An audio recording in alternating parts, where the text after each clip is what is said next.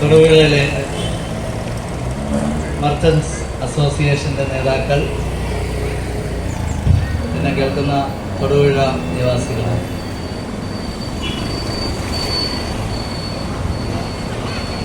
യോഗത്തിലേക്ക് കടന്നു വന്നപ്പോൾ കാർഡ്സിൻ്റെ നേതൃത്വത്തിലുള്ള ശ്രീ ആൻ്റണി സാർ, അദ്ദേഹത്തിന് എന്നെ ഒരുപാട് വർഷമായിട്ട് പരിചയമുണ്ട്. അദ്ദേഹം ചില കാര്യങ്ങൾ പറഞ്ഞ് ഞാൻ ശ്രദ്ധിച്ചു. അതുപോലെ തന്നെ അലോഷ്യസ്റ്റേറ്റൻ്റെ തീവ്രവാദം കേട്ട് ഇതിൽ കൂടുതൽ ഞാൻ പ്രതീക്ഷിച്ചതാണ്. പക്ഷെ അത്രയും കൊണ്ട് അവസാനിച്ചത് സന്തോഷം. ഏതായാലും ഇന്നൊരു നല്ല ദിവസമാണ്, സുദിനമാണ്. ഭാരതത്തിന് സ്വാതന്ത്ര്യം കിട്ടിയ ദിവസം. ഭാരതത്തിന് സ്വാതന്ത്ര്യം കിട്ടി.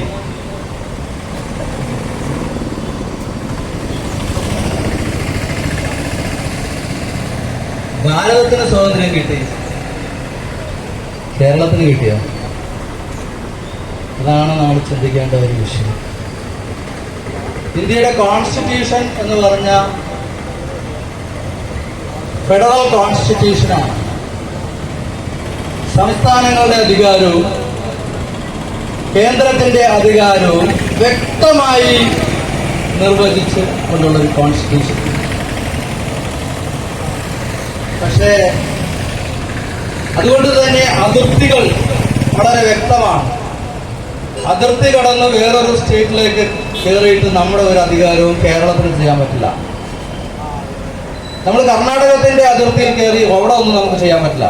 തിരിച്ചിങ്ങോട്ടും കർണാടകത്തിന് ആ മംഗലാപുരത്തോടുകൂടി കാസർഗോഡ് വന്നിട്ട് ഒന്നും ചെയ്യാൻ പറ്റില്ല. ഈ ഫെഡറൽ കോൺസ്റ്റിറ്റ്യൂഷന്റെ വ്യവസ്ഥകളെ ലംഘിച്ചുകൊണ്ട് സ്വാതന്ത്ര്യം കിട്ടിയ അന്നു മുതലും സ്വാതന്ത്ര്യത്തിന് മുമ്പ് ഇന്നുവരെ നമ്മുടെ മണ്ണില്, നമ്മുടെ നെഞ്ചത്ത് കയറി നിന്ന് വേറൊരു സംസ്ഥാനം ഭരണം നിർവഹിക്കുന്നു. ഇത് ആത്മാഭിമാനമുള്ള മലയാളിക്ക് സമ്മതിക്കാൻ പറ്റുമോ? ഭാരതമെന്ന് കേട്ടാൽ അഭിമാനപൂരിതമാകണം അന്തരംഗം, കേരളമെന്ന് കേട്ടാലോ തിളയ്ക്കണം നമുക്ക് ചോര ഞരമ്പുകളിൽ എന്ന് നമ്മുടെ മഹാനായ ഒരു കവി പാടി. ഇന്ന് കേരളം എന്ന് കേട്ടാൽ തിളയ്ക്കുന്നുണ്ടോ? തിളക്കില്ല. കാരണം നമ്മുടെ നെഞ്ചത്ത് കയറിയിരുന്ന് വേറൊരാൾ ഭരണം നടത്തുന്നു. ഇന്ത്യയുടെ മഹത്തായ കോൺസ്റ്റിറ്റ്യൂഷനെ വെല്ലുവിളിച്ചുകൊണ്ട് ഭരണഘടനാ വിരുദ്ധമായി വേറൊരു സംസ്ഥാനം ഇങ്ങോട്ട് കയറിയിരിക്കുന്നു. ഇവർക്ക് കർണാടകത്തിലേക്ക് കയറാൻ പറ്റിയോ? എന്തൊക്കെ കോലാഹലമായിരുന്നു കാവേരി എന്ന് പറഞ്ഞോട്ട് ഒരടി അങ്ങോട്ട് വെക്കാൻ കർണാടക ഗവൺമെന്റ് സമ്മതിച്ചിട്ടില്ല. കന്നഡ നാടിന്റെ ആത്മാഭിമാനം അത്രത്തോളം ഉണ്ട്. പക്ഷെ നമുക്കെന്ത് പറ്റി? നമ്മുടെ ആത്മാഭിമാനം എവിടെ പോയി? കേരളം ചാവേർ എന്ന് പറയുന്ന വാക്ക് ലോക ഡിക്ഷണറിയിലേക്ക് കൊടുത്ത നാടാണ് ചാവേർ. ഒരു നാടിന്റെ അഭിമാനത്തെ വേറൊരു രാജാവ് ലംഘിച്ചപ്പോൾ, അതിലംഘിച്ചപ്പോൾ തിരുനാവായ മണപ്പുറത്ത് നിലപാട് നിന്നപ്പോൾ ഒരു നാടിന്റെ നെഞ്ചത്ത് കയറി ഒരു വേറൊരു ഭരണാധികാരി നിലപാട് പറയിൽ നാടിനെ പുച്ഛിച്ചുകൊണ്ട് കയറി നിന്നപ്പോ, പരിഹസിച്ചുകൊണ്ട് കയറി നിന്നപ്പോ, ഒരു ഭരണാധികാരിയെ പരിഹസിച്ചുകൊണ്ട് കയറി നിന്നപ്പോ 18 വയസ്സും 19 വയസ്സുള്ള ആൺമക്കളെ ചെറുപ്പം തൊട്ട് പരിശീലനം കൊടുത്ത് വളർത്തി. മക്കളെ, ഈ നാടിന്റെ അഭിമാനം കാക്കണം. നിങ്ങൾ ചാവേറായിട്ട് പോയിട്ട് സാമൂതിരിയെ വകവരുത്തി നാടിന്റെ അഭിമാനം കാക്കണം. സ്വന്തം മക്കളെ രക്തത്തിലകം ചാർത്തി ഒന്നുകിൽ വിജയം അല്ലെങ്കിൽ മരണം മതി എന്ന് പറഞ്ഞു വിട്ട അമ്മമാരുടെ നാടാണ് കേരളം. ഈ മാതൃത്വത്തിന് എന്തു പറ്റി? ഇവിടെ ഇരിക്കുന്ന സ്ത്രീകൾക്ക് എന്തു പറ്റി? സ്വന്തം മക്കളുടെ മുഖത്ത് നോക്കിയിട്ട് നിങ്ങൾക്ക് കിടന്നുറങ്ങാൻ സാധിക്കുമോ? ഇവിടെ നമ്മുടെ ഈ വിഷയം എന്ന് പറയുന്നത് ഇതിന്റെ ഹൊറൈസൺ ചക്രവാളം വളരെ വളരെ വളരെ വലുതാണ്. നമ്മൾ കാണുന്ന ഒരു മാനദണ്ഡമല്ല ഈ മുല്ലപ്പെരിയാർ വിഷയത്തിലുള്ളത്. ഇത് നമ്മുടെ ആത്മാഭിമാനത്തിന്റെ പ്രശ്നമാണ്. 60 വർഷം നമ്മളിവിടെ ജനാധിപത്യ ഗവൺമെന്റുകൾ ഭരിച്ചു. ഞാൻ 60 വർഷം എന്ന് കണക്ക് കൂട്ടിയത് ഈ മുല്ലപ്പെരിയാർ ഡാം തകർച്ചയിലാണ് എന്ന് പറഞ്ഞ തീയതി മുതലാണ്. 1964 സെൻട്രൽ വാട്ടർ കമ്മീഷന്റെ ചെയർമാനായിരുന്ന ഡോക്ടർ KC ജോസഫാണ് ഈ ഡാം തകർച്ചയിലാണ് ഇമ്മീഡിയറ്റ്ലി ഇത് പൊളിച്ചു കളയണമെന്ന് പറഞ്ഞത്. ഡീകമ്മീഷൻ ഇമ്മീഡിയറ്റ്ലി എന്ന് പറഞ്ഞത്. ഈ 60-ന് ശേഷം ഈ തൊടുപുഴയാറിൽ കൂടി എത്ര വെള്ളം ഒഴുകിപ്പോയി? എന്തെങ്കിലും മാറ്റം ഈ നാട്ടിലുണ്ടായോ? ഇവിടെ ഭരിച്ച വിവിധ സർക്കാരുകൾ ഈ വിഷയത്തിൽ എന്തെങ്കിലും ഒരു തീരുമാനം കൈക്കൊണ്ടോ? നിങ്ങളറിയണം, തമിഴ്നാട് അഗ്രികൾച്ചറൽ ഡിപ്പാർട്ട്മെന്റ് പറയുന്നു ഈ വെള്ളത്തിൽ നിന്ന് ഞങ്ങൾക്ക് 50,000 കോടി രൂപയുടെ ആദായം ഉണ്ടാകുന്നത്. 5 രൂപ ഖജനാവിലേക്ക് മേടിച്ചു വെക്കാൻ കഴിഞ്ഞു. 50,000 കോടി ലാഭമുണ്ടാക്കുന്ന ഒരു സംഭവത്തിൽ നിന്ന് വെറും 5 രൂപ മേടിച്ചു വെക്കാൻ കഴിഞ്ഞു. ഒരു 10,000 കോടി ചോദിച്ചു കിട്ടിയാണ്.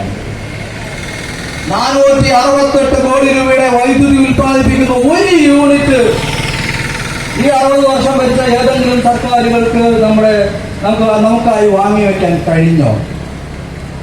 നമ്മൾ എനർജി ഡിഫിസിറ്റ് സ്റ്റേറ്റ് ആണ്.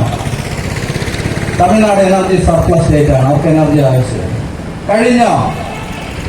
ഈ നാടിന്റെ സമ്പത്താണ് ചോർത്തിക്കൊണ്ട് പോകുന്നതെന്ന് തിരിച്ചറിയാൻ ഇവിടുത്തെ ജനങ്ങൾക്ക് കഴിഞ്ഞോ? ജനങ്ങൾ ദാരിദ്ര്യത്തിൽ നിന്ന് ദാരിദ്ര്യത്തിലേക്ക്, കഷ്ടതയിൽ നിന്ന് കഷ്ടതയിലേക്കും ഈ നാടേ ഞങ്ങൾക്ക് വേണ്ട എന്ന് പറയുന്ന യുവജനങ്ങളെ കൊണ്ട് നിറഞ്ഞിരിക്കുന്നു. ശരിയല്ല? ഈ നശിച്ച നാട് വേണ്ടാത്ത ചെറുപ്പക്കാർ പറയണേ. എനിക്കതിവിടെ പറയാനുള്ളതില്ല, പക്ഷെ അവരൊക്കെയാ പറയണേ ഈ നശിച്ച നാട്ടിൽ ഞങ്ങൾക്ക് നിൽക്കേണ്ടതാ പറയണേ. പോവാണ്, ഇവിടെ വിട്ടുപോവാണ്. കാരണം ഇത്രയേറെ റിസോഴ്സസ് ഉള്ള, ഞാൻ യൂറോപ്പിലും പല രാജ്യങ്ങളിലും സന്ദർശിച്ചിട്ടുണ്ട്. എനിക്ക് മനസ്സിലായിട്ടുണ്ട് ഇത്രയധികം കേരളത്തെ പോലെ ഇത്രയധികം റിസോഴ്സസ് ഉള്ള ഒരു പ്രവിശ്യ ലോകത്തിലില്ല. യൂറോപ്പില്, ജർമ്മനിയിലൊക്കെ ഇത്രയും വെളിച്ചം മതി.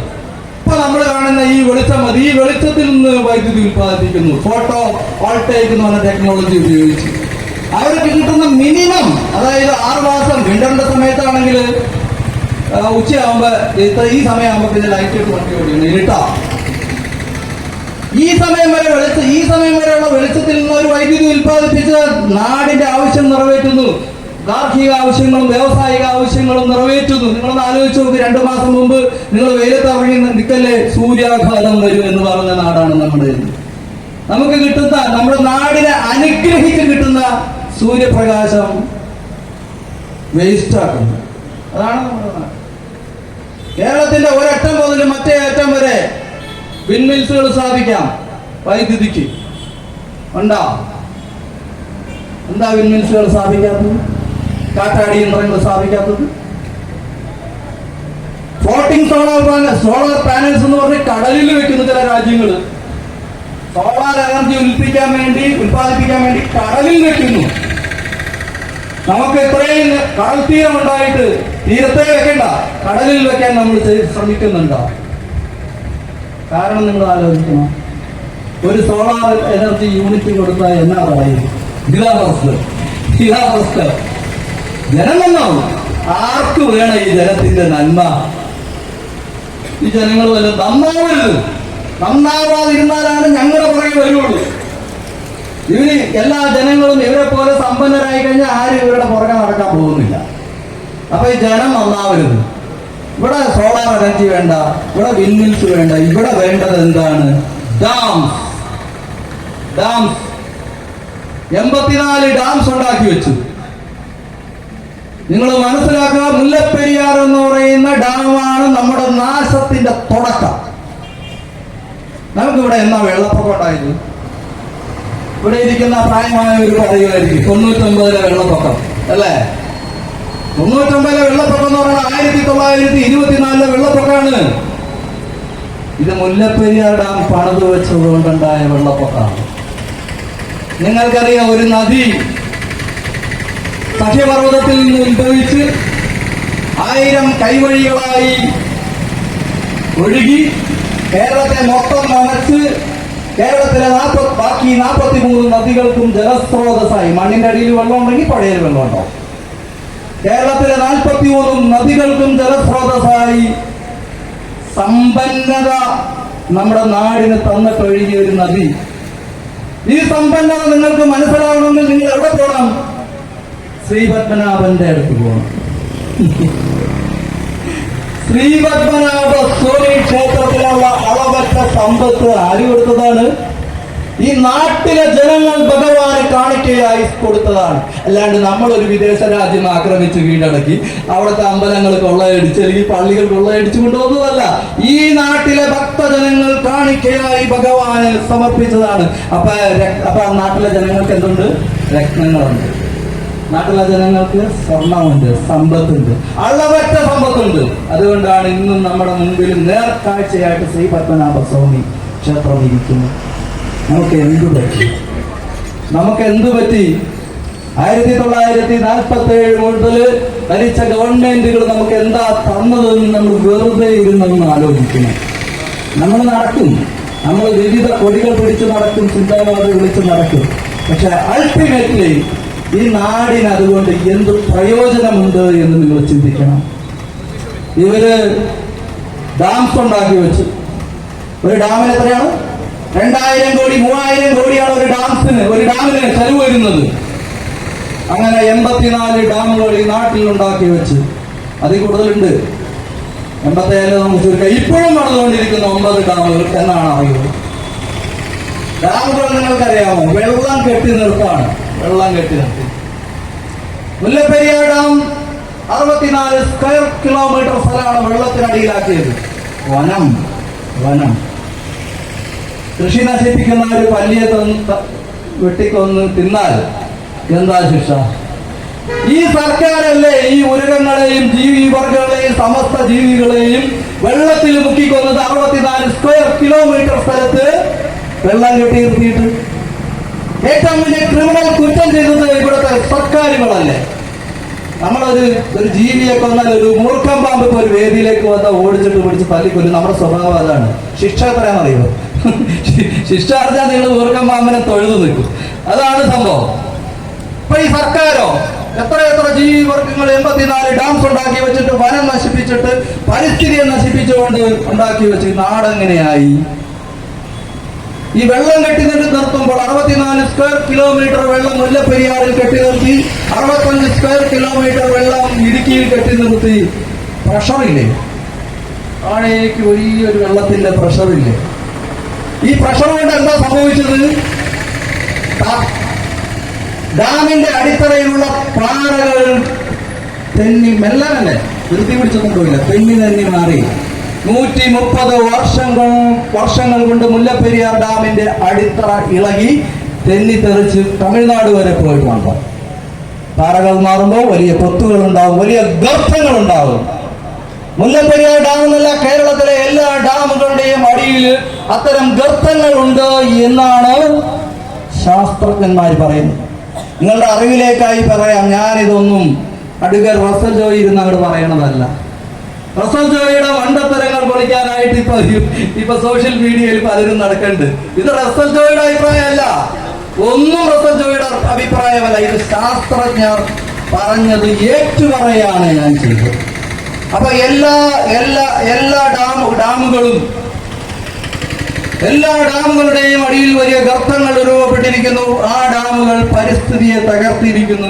അതുകൊണ്ട് ഒട്ടും ഭൂകമ്പ സാധ്യതയില്ലാത്ത കേരളം ഇന്ന് അതിതീവ്ര ഭൂകമ്പ സാധ്യതയുള്ള 3rd സോണിലാണ്. ഇന്ന് ഞാൻ ഈ സംസാരിച്ചുകൊണ്ടിരിക്കുന്ന ഈ നിമിഷത്തിൽ പോലും അത് സംഭവിക്കാം എവിടെ വേണമെങ്കിലും. കേരളത്തിൽ 100ഓളം പ്രൊമോസ് ഉണ്ടായി. റിക്ടർ സ്കെയിലിൽ 2 മാഗ്നിറ്റ്യൂഡ് തുടങ്ങിയത് കാലക്രമേണ അത് കൂടി വന്ന് 3.4 വരെ എത്തിയിരിക്കുന്നു. ഇത് എവിടെ നിന്ന് കിട്ടിയെന്നാ ചോദിക്കുന്നത്. വെറുതെ ആയിരുന്നു ഞാൻ പറയുന്നതാണെന്നാണ് ഇപ്പൊ സാമൂഹ്യ മാധ്യമങ്ങളിൽ ചിലർ പറയുന്നത്. ഞാൻ കേരള സ്റ്റേറ്റ് ഇലക്ട്രിസിറ്റി ബോർഡിൽ ഒരു അപേക്ഷ കൊടുത്ത് വാങ്ങിച്ച വിവരങ്ങളാണ്.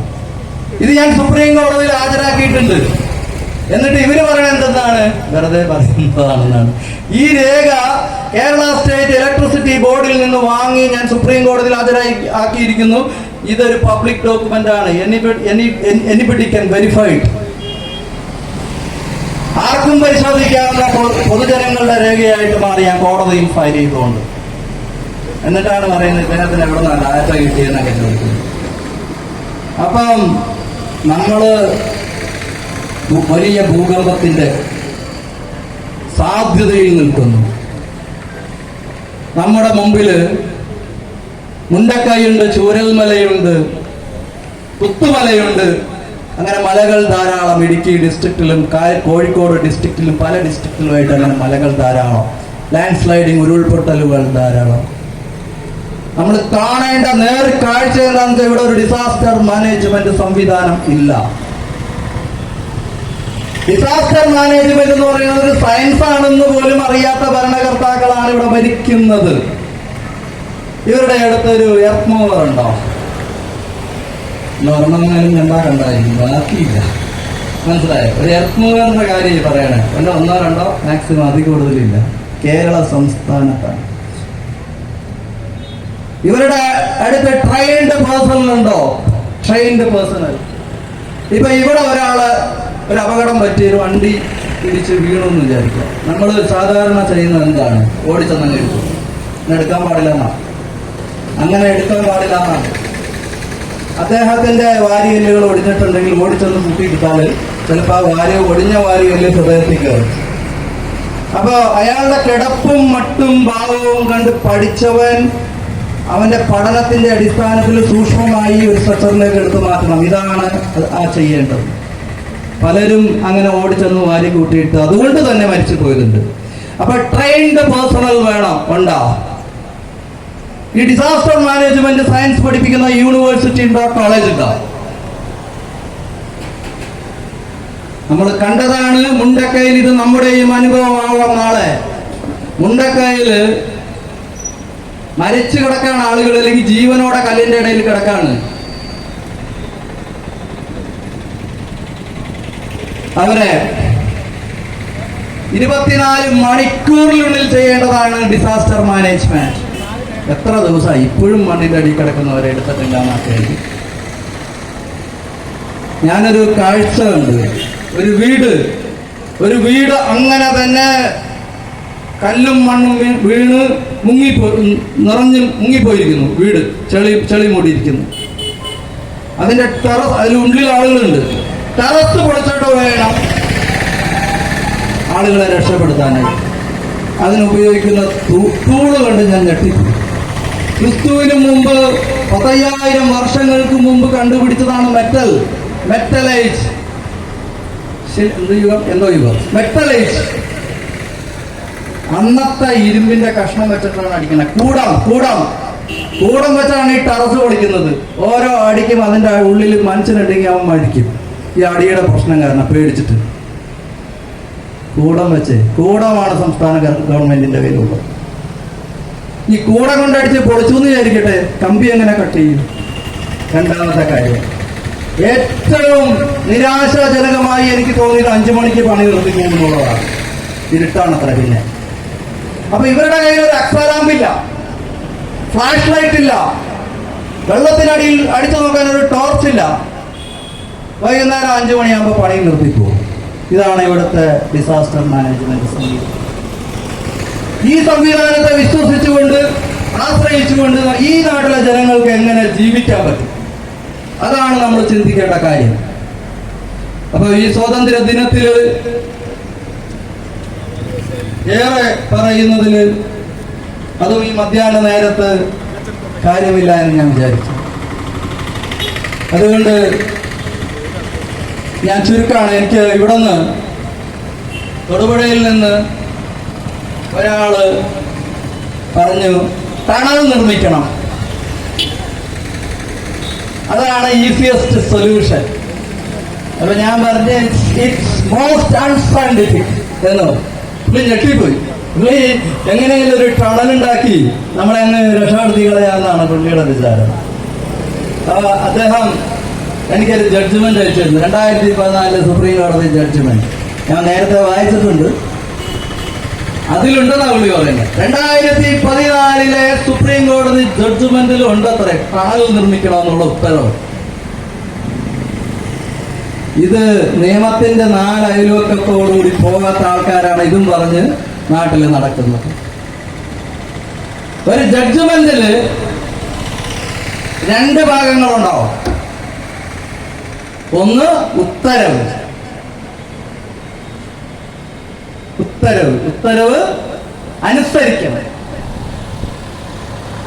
വേറെ മാർഗമില്ല, അല്ലെങ്കിൽ അപ്പീൽ കൊടുക്കണം. അതിന് ഡിക്റ്റം എന്നാ പറയാ, ഡിക്റ്റം. ഈ ഉത്തരവിലേക്ക് എത്തിച്ചേരാൻ വേണ്ടിയിട്ട് പല കാര്യങ്ങളും ഇങ്ങനെ കോടതി പറയും. അതില് ഒരു കാര്യം പറഞ്ഞിരിക്കുന്നത് എംപവേർഡ് കമ്മിറ്റിയാണ് ടണൽ നിർദ്ദേശം വെച്ചത് എന്നാണ്. അപ്പൊ എനിക്ക് പിടി കിട്ടി, എനിക്ക് പഠിക്കിട്ടി. എംപവേർഡ് കമ്മിറ്റിയിൽ ആരൊക്കെ ഉണ്ട്? അന്നത്തെ കാലത്ത് justice AS Anand chairman, justice AR Lakshmana one of the members, justice KT Thomas one of the members. അപ്പൊ ആരായിരിക്കും ഈ, നിങ്ങൾ ചിന്തിക്കണോടാ, ഞാൻ പറയത്തില്ല, ആരായിരിക്കണം ഈ ടണൽ സിദ്ധാന്തം സുപ്രീം കോടതിയുടെ ജഡ്ജ്മെന്റിൽ വരാനിടയാക്കിയത് നിങ്ങൾ ചിന്തിക്കണം. ടണൽ ഉണ്ടാക്കുക എന്ന് പറഞ്ഞാൽ ആദ്യം ചെയ്യേണ്ടത് ഡാമിലെ ചെളി നീക്കം ചെയ്യുക എന്നുള്ളതാണ്. എവിടെ കൊണ്ടുപോയിട്ട് ചെളി? ആലുവക്കാരനായ എനിക്കറിയാം, ഞങ്ങളുടെ നാട്ടിലെ റബ്ബർ മരങ്ങളെല്ലാം ഉണങ്ങിപ്പോയി, വാഴത്തോട്ടം മുഴുവനും ഉണങ്ങിപ്പോയി, കൃഷി മുഴുവനും നശിച്ചു. പാടത്ത് കൃഷി ഇറക്കാൻ വയ്യ, പറ്റില്ല, ആ അവസ്ഥയിലെത്തി. കൃഷി ആഗ്രഹം ഉണ്ടെങ്കിൽ കൂടി നടക്കില്ല. എന്താണ്? ഡാമിന്റെ അടിയിലെ ചെളി എന്ന് പറഞ്ഞാൽ ആസിഡാണ്. ഇത് സയൻസാണ്. ഈ ആസിഡ് ആയതുകൊണ്ടാണ് ഈ മരങ്ങളൊക്കെ ഉണങ്ങിപ്പോയത്. ഈ ചെളി തമിഴ്നാട്ടിൽ കൊണ്ടുപോയിടാൻ ഏതെങ്കിലും, നമ്മളെ പോലെ അല്ല അവർക്ക്, നമുക്ക് ബുദ്ധിയുണ്ട്. തമിഴ്നാട്ടിലെ ജനങ്ങൾക്ക് ബുദ്ധിയുണ്ട്. അതുകൊണ്ടാണ് ജല്ലിക്കെട്ട് എന്ന് പറയുന്ന വിഷയം തമിഴന്റെ വിഷയമാണ്, ആ നാടിന്റെ വിഷയമാണെന്ന് മനസ്സിലാക്കി അവരാരെയും വിളിച്ചില്ല. ജനങ്ങൾ അരുവിയായിട്ട് മെറീന ബീച്ചിലേക്ക് ഓടിയെത്തി, അധികാരികൾ പുറകെ വന്നു. കാരണം തമിഴൻ അറിയാം അവന്റെ നാടിന് എന്തു വേണമെന്ന് നമുക്കറിഞ്ഞൂടാ. നമ്മൾ വിചാരിക്കണം നമ്മുടെ നേതാവിന് അറിയാമെന്നാണ്. നേതാവിന്, നമ്മുടെ പാർട്ടി ഉണ്ടാവും, പാർട്ടിയുടെ നേതാവിന് അറിയാം നാടിന് എന്താ വേണ്ടതെന്ന്. അതാണ് നമ്മുടെ വിചാരം. തമിഴൻ അങ്ങനെ വിചാരിക്കില്ല. തമിഴൻ അറിയാം അവന്റെ നാടിന് എന്ത് വേണമെന്ന്. അപ്പം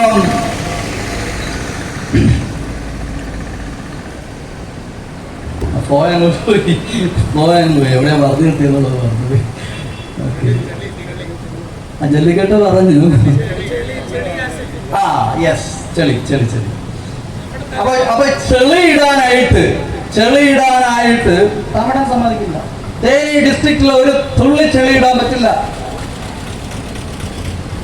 കേരളത്തിലെ വനംവകുപ്പ് സമ്മതിക്കുക നമ്മുടെ ഫോറസ്റ്റ് ഇടാൻ. കാരണം മനുഷ്യരെ പ്രൊട്ടക്ട് ചെയ്യുന്നതിലും കൂടുതൽ വനത്തെ പ്രൊട്ടക്ട് ചെയ്യാൻ ഇവിടെ നിയമങ്ങളുണ്ട്. സമ്മതിക്കില്ല. പിന്നെ എവിടെ കൊണ്ടുപോയിടും? അപ്പൊ ആ വിഷയം അവിടെ നിൽക്കുകയാണ്. രണ്ടാമത്തെ വിഷയം എന്ന് വെച്ചാല് ഒരു വലിയ തടാകത്തിൽ ഇങ്ങനെ ജലം നിറഞ്ഞിരിക്കുന്നു. എത്ര വലിപ്പമുള്ള ടണല് വേണ്ടി വരും? നിങ്ങളൊന്ന് ചിന്തിക്കും. ആ കെട്ടിടത്തിന്റെ നഗരസഭാ കാര്യാലയം തൊടുപുഴയുടെ അത്രയും പക്കത്തിൽ വെള്ളം, എത്ര വലിയ വ്യാസമുള്ള ടണല് വേണ്ടി വരും? നിങ്ങൾ ആലോചിച്ചാൽ മതി. അത് ഞാൻ പറഞ്ഞു തരുന്നില്ല, നിങ്ങൾ ആലോചിച്ചാൽ മതി. അപ്പൊ ആ പോയിന്റിലും ഈ ടണൽ സിദ്ധാന്തം പോയി. പിന്നെ ഉള്ളത്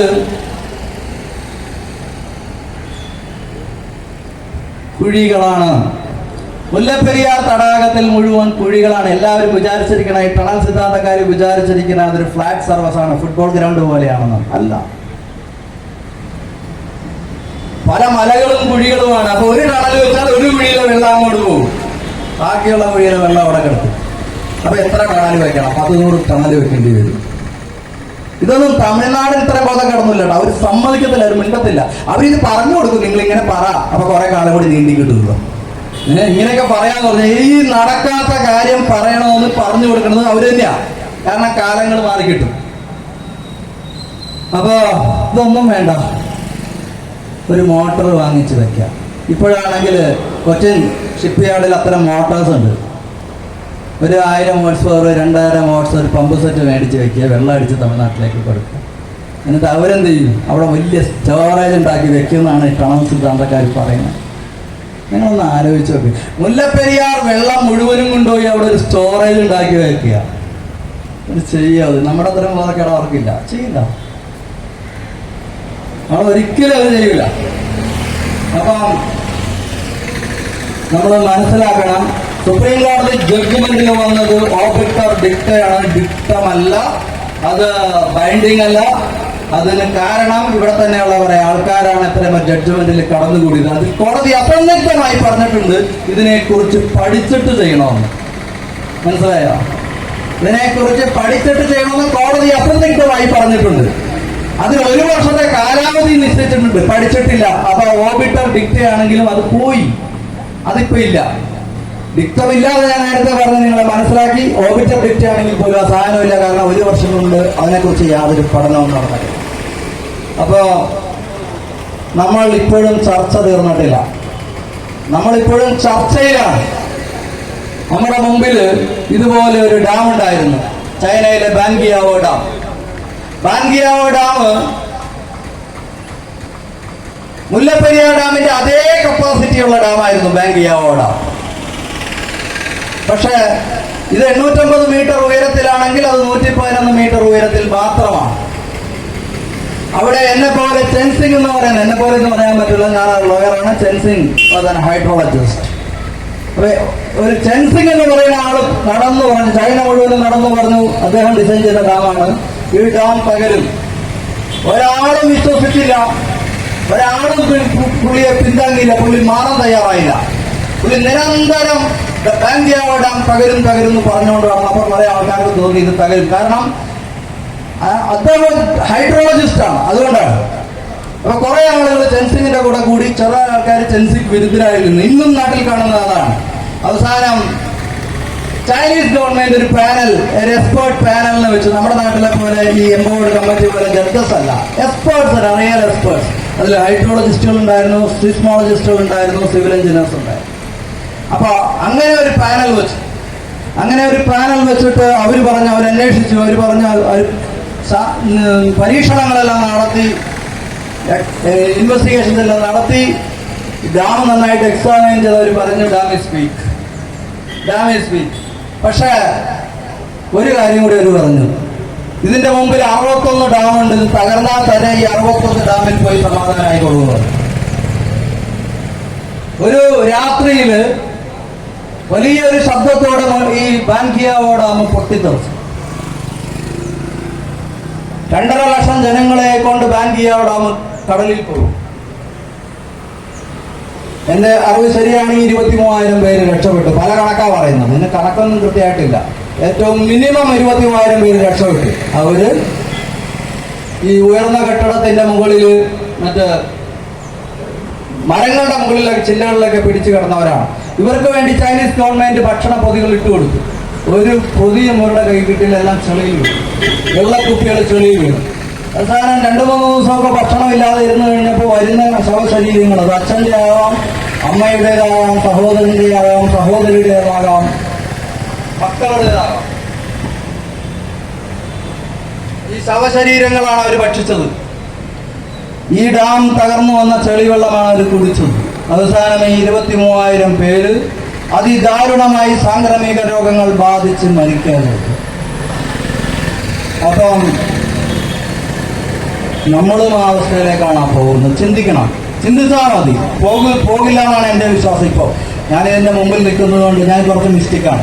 ഞാനിതിൻ്റെ മുമ്പിൽ നിൽക്കുന്നത് കൊണ്ട് കുറച്ച് സ്പിരിച്വലാണ് ഞാൻ. അതുകൊണ്ടാണ് ഞാൻ പറയുന്നത്, ഞാനിതിൻ്റെ മുമ്പിൽ നിൽക്കുന്നത് കൊണ്ട് ഇത് തകരില്ല എന്നാണ് ഞാൻ വിശ്വസിക്കുന്നത്. ദൈവം പിടിച്ചു നിർത്തും. എന്നോട് ആദ്യമായിട്ട് പറഞ്ഞത് KSCBയുടെ ചെയർമാനായിരുന്നു. അദ്ദേഹമാണ് ഈ മുല്ലപ്പെരിയാർ കേസ് കൊണ്ട് സുപ്രീം കോടതിയിൽ പോയി അവിടുത്തെ ലോയേഴ്സിനെ ബ്രീഫ് ചെയ്ത് കൊടുത്തു. അദ്ദേഹം പറഞ്ഞു, മുല്ലപ്പെരിയാർ ഡാം നിലനിൽക്കുന്നത് മഹാത്ഭുതം, അത് അധികം റസൽ ജോയി ഇതിന് മുമ്പിൽ നിൽക്കുന്നത് കൊണ്ടാണെന്ന് പറഞ്ഞു. ഞാനും അങ്ങനെ തന്നെ വിശ്വസിക്കും. ഈ ഡാമിന്റെ ഏതെങ്കിലും ശക്തി കൊണ്ട് നിലനിൽക്കുന്ന ഒരു ഡാമല്ല. എല്ലാ ശാസ്ത്രജ്ഞരും എല്ലാ എഞ്ചിനീയേഴ്സും അത് പ്രഖ്യാപിച്ചിട്ടുണ്ട്. അവരെ കൊണ്ടുവന്നാണ് ഇതിവിടെ ഒരു മീറ്റിംഗ് നടത്തേണ്ടത്. അത്തരം എഞ്ചിനീയേഴ്സിനെ കൊണ്ടാണ് ഒരു മീറ്റിംഗ് നടത്തേണ്ടത്.